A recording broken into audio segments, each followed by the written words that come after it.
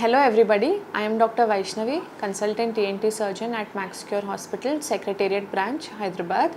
Today I will be talking about normal viral colds that we see very often in our community. So most often whenever the season changes from summer to a rainy season or from rainy to winter season, we often complain that we've developed colds. So what is this cold? This cold is nothing but basically a viral infection. So this viral infection, these viruses are latent in the environment, and then whenever there is a change of season, they flare up in the environment and then you get infected by that virus, resulting in a condition which we call it as common cold or a viral cold. Now what will be the symptoms of a patient with viral cold? Generally the patient will tell you that they're having watery discharge from the nose block, headache, generalized body pains, muscle pains, throat pain, excessive sneezing. Sometimes they also have fever. Usually before they develop an attack of cold, they will have a predrome or a prodrome, which we call it as, where they have myalgias or generalized body pains or generalized weakness. Now with these symptoms, when a patient comes to me, I will evaluate thoroughly whether it is a viral cold or there is an associated viral and bacterial infections as well, because viral infections are superimposed by bacterial infections. In adults, it usually occurs maybe once or twice in a year, but in children it occurs very often. And in children we have to be very careful because the airways are very small and narrow,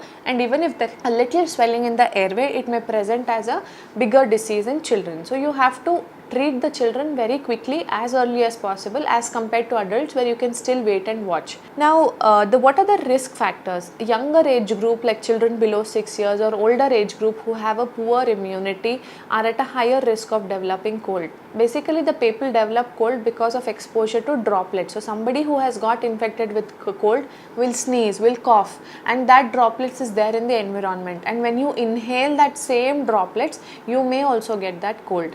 It can occur even by hand touch. So if you have sneezed and then you use that same hand for shaking, and that person also uses his same hand to rub his nose, that person may get that cold. If you are using the same linen at house, same towels at house, you may acquire infection from one to another. So these are various ways how you may acquire. So most often it is seen in children and older people where their immunity is less and it attacks them more often. Now what do you do when there is colds?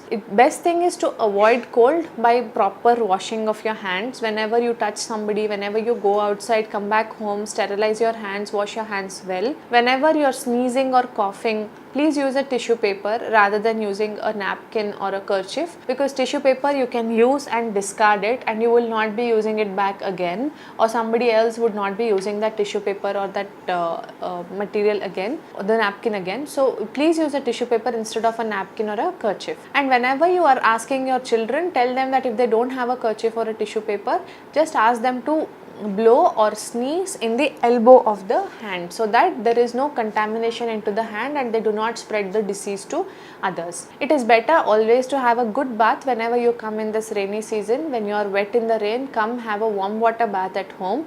Don't sit behind at home with that drenched hair, drenched clothes. It's not good because you would have acquired a lot of infection from outside. So come back, have a warm water bath. So these are the ways you can prevent cold. Now there are various ways of treating a common cold, and since I told you it's a common viral infection, it is often self-limiting. You don't have to give any major treatment like antibiotics or anything.